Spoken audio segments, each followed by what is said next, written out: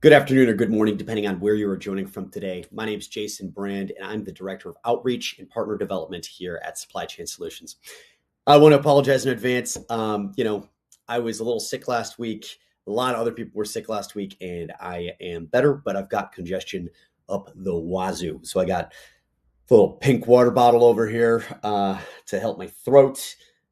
Got the chapstick on. So hopefully, my voice won't turn into a full like frogs by the time we're barely into this. But I really appreciate everybody joining today. And if you're a returning viewer, you probably heard my blurb last week about some of the changes coming to the show, which is great. If you are a new viewer, thank you so much for joining. I am sure you're going to love it. So as a quick overview of what we talked about last week, just in case you didn't make it or, just in case you are new to the show, this show used to be a little bit longer. We used to go on for 30 minutes, sometimes 30 minutes minimum. And it kind of started getting longer and longer.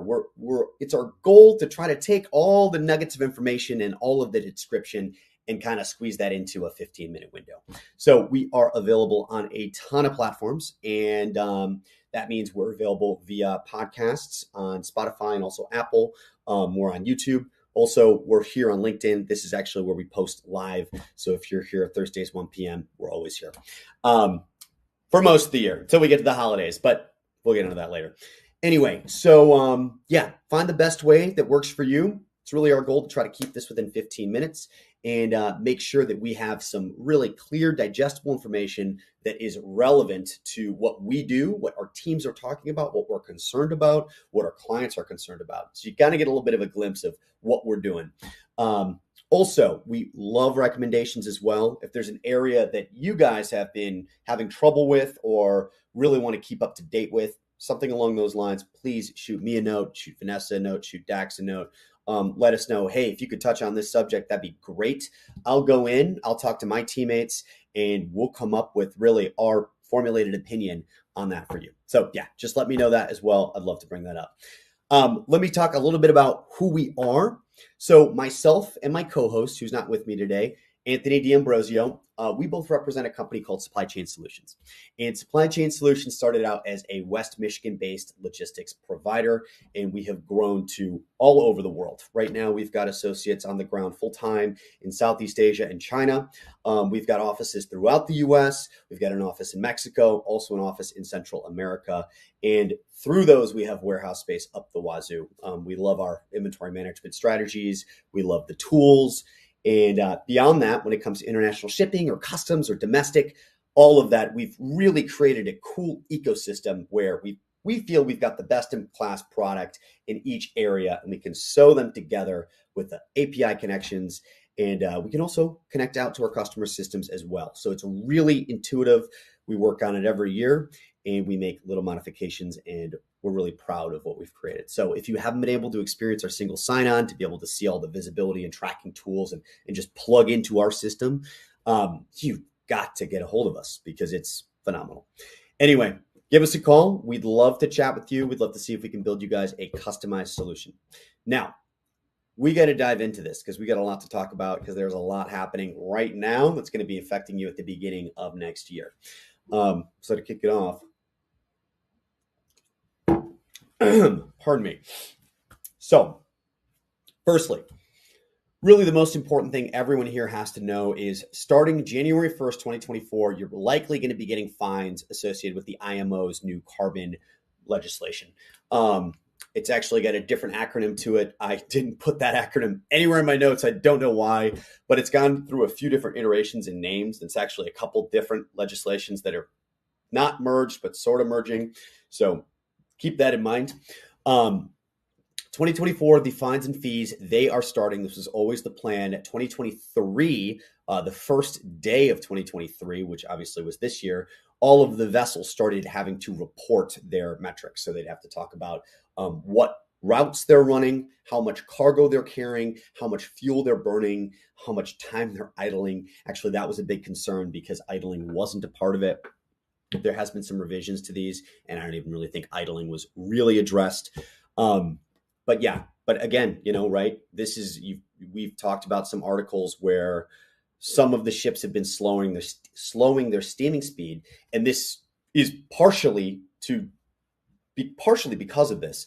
It's got other reasons as well. You've got blank sailings, and so just a way to, kind of kill two birds with one stone. With these new carbon restrictions coming out, slow steaming kind of was a way to blank sail by just taking longer. So anyway, that is coming up. I have seen a lot of different numbers for what the line item is going to cost based on different carriers. So far, we've seen numbers ranging from $50 to $200, even above $200. And this is really dependent on a lot of things. So it's dependent, first of all, on which carrier you're using. Second of all, which lane you're using, and a lot more. I think as we get into next year, we're going to see a lot of these fines and fees start to normalize.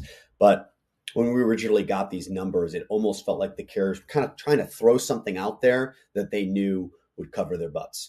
When it comes down to the vessel ratings, obviously during the pandemic, you saw companies like MSC purchase a ton of brand new ships. So you're assuming that those new ships, when they come online, they'll be more energy efficient.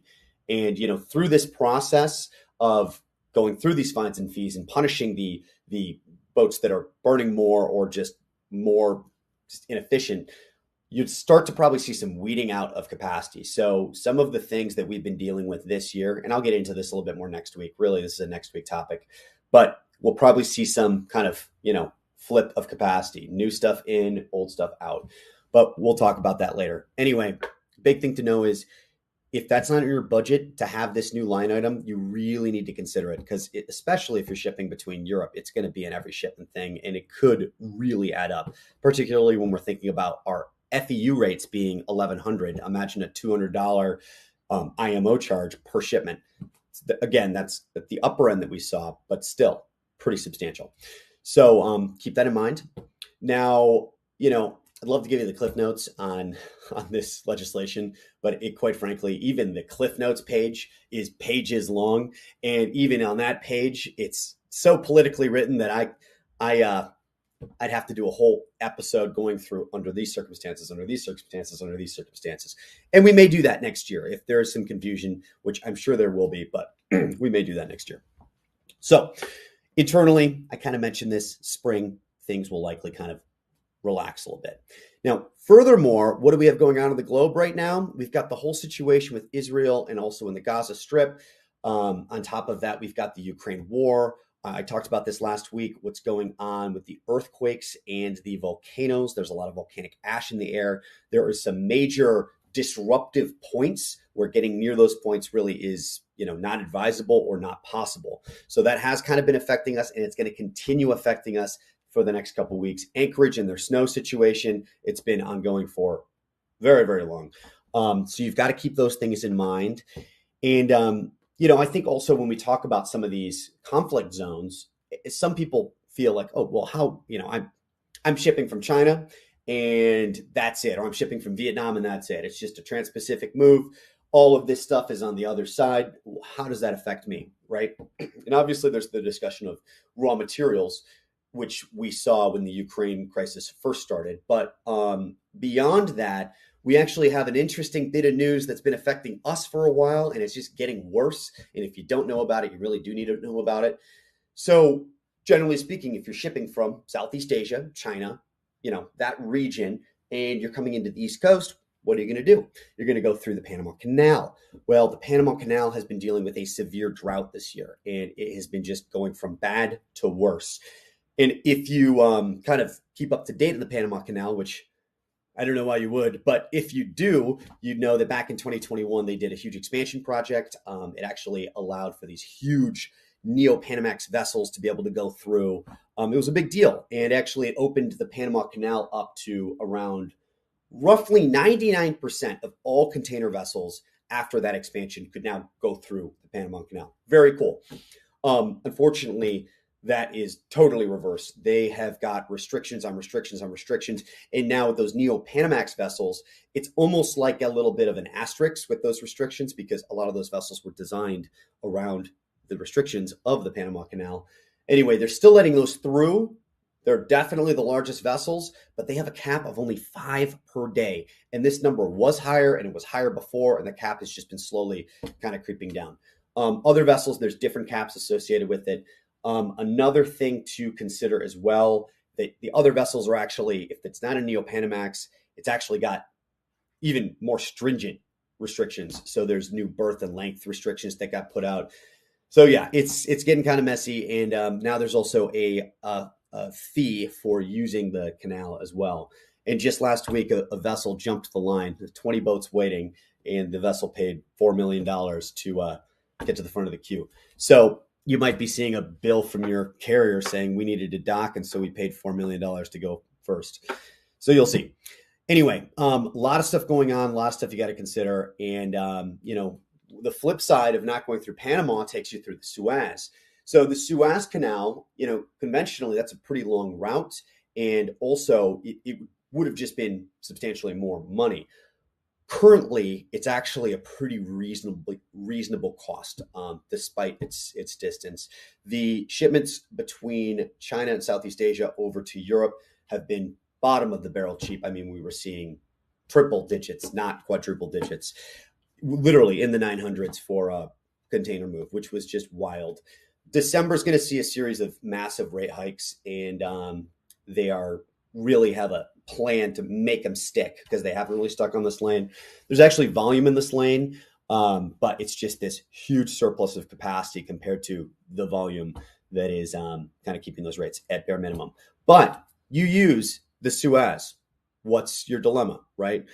Generally speaking, more expensive. Also, it's a longer transit time. Okay, two things that can be manageable, right? Well, unfortunately, you could also get hit by a missile. So that's happening. Apparently last Sunday, I forget the vessel operator, but a vessel was hit by a missile. No one was injured. There was a USS warship that kind of went to intercept an aid, and it also shot down a drone. So it's actually in the region. It's been completely stated that we will be targeting, and not by we, it's just the region will be targeting these vessels as well. So Zim and Hapag-Lloyd both have announced they have like a conflict zone surcharge. So they're going to start charging that. And I believe that started after the missile strike just the other week. So keep that in mind. That's another concern. You could be dealing with a general average situation, which if you don't know what a general average situation is, we did a great episode. We had Roanoke on, and Tyler walked us all through it in just a glorious presentation. We can send that out to you guys. Long story short, though, the cliff note is you don't want to deal with general average. Let's just put it that way. And I think a missile strike could definitely cause that. So a few more things going on. So let's kind of zoom in on that East Coast, right? Because we were discussing East Coast. Well, peak season this year really hit early and ended abruptly. So, what we noticed is the Port of New York, the Port of New Jersey, they had a drop in cargo volumes year over year, 6% in October. So pretty early and a pretty steep drop, but we saw that same trend all the way down. So Port of Virginia, they saw a 4% decrease. Over at the South Carolina Ports Authority, their volumes were down by 9%. And then Port Everglades saw October volumes down by 6%. So that's all October. That's all year over year. And that's all pretty substantial decreases. And it's actually happening earlier than it normally would. So on the flip side, there was an uptick in last mile activity.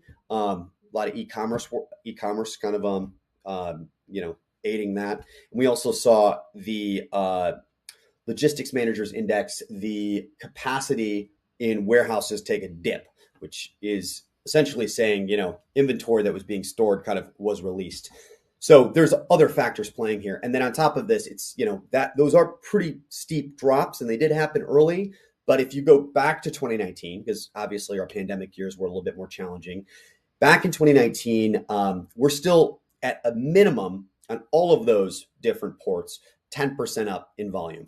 So, roughly 4 years, 2.5% growth per year, yeah. And that's at a minimum. So anyway, it's been kind of rocky, but I think the pendulum is coming back. And when I say I think, Anthony and I and our team truly do feel the pendulum is coming back. We still have, unfortunately, a couple seasons of ironing out before we get back to freight stability.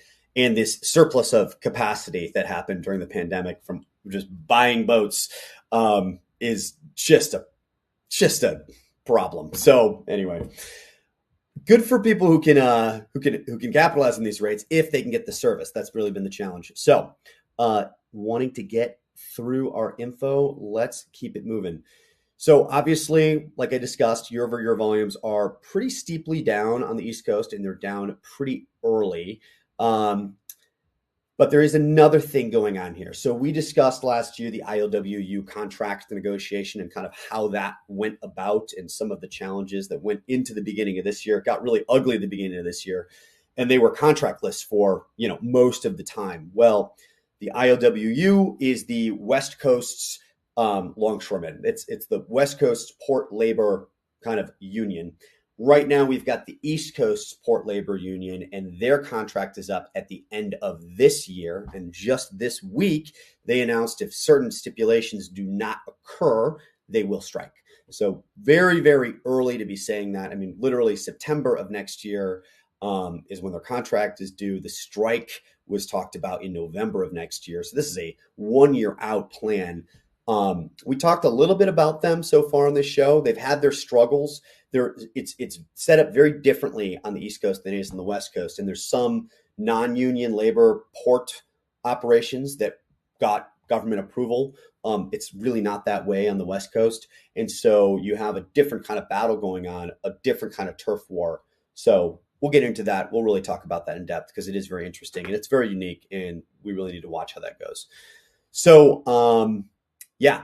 And another final thing, because we are over on time right now, and I want to just get you guys this information. So there was a huge edit to the Inflation Reduction Act that just was formalized. The Inflation Reduction Act has a lot of arms to it, but one of which is around the $7,500 federal tax credit for purchasing an EV, and stipulations and requirements to actually be able to offer that tax credit. And it involves the battery manufacturing and the battery where those raw materials, those rare earth materials were coming from. So they had locations that they were not allowed to come from. They had a certain percentage where it had to be a certain percentage built or assembled in the US. And what they've done in this recent edit is they put China on the not allowed to supply list. And so that's huge because China has stockpiled quite a lot of these rare earth minerals. And, if you've been following BYD, one of their largest electric car companies, it's one of the top selling electric car companies in the world. It's been a huge staple for their economy. Evergrande, their essential retail, giant corporation is, I was having troubles on the physical retail side, but also had this EV side that was growing, substantially year over year, specifically in Europe. There's some great articles on that as well. But this is a really big blow to them. They also have a lot of component manufacturing capability, like when you look at the world in general, in China, within their borders. So it's this is interesting. The Department of Treasury did come out in a statement, and they're kind of looking for opinions on transition plans. They're really trying to play this easy. Anyway, I really appreciate everybody joining us today. It's great being able to share what we do with all of you and the things we're thinking about and some of the stuff we've got to work around. So make sure you're giving us some information, some feedback on what's applicable to you. And, obviously we can go very granular. Some weeks we have some very granular topics. So if there's something local or something, something else, make sure you let us know. Thanks so much. Have a great one.